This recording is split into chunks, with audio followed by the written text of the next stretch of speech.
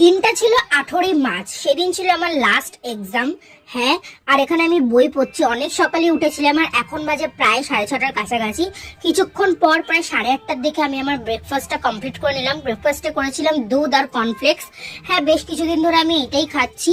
আর তোমরা কারা কারা 2025 সালে এইচএস দিচ্ছ আমাকে একটু কমেন্ট করে জানিও তো। আমিও না 2025 সালে মানে এই বছর আমি এইচএস দিলাম।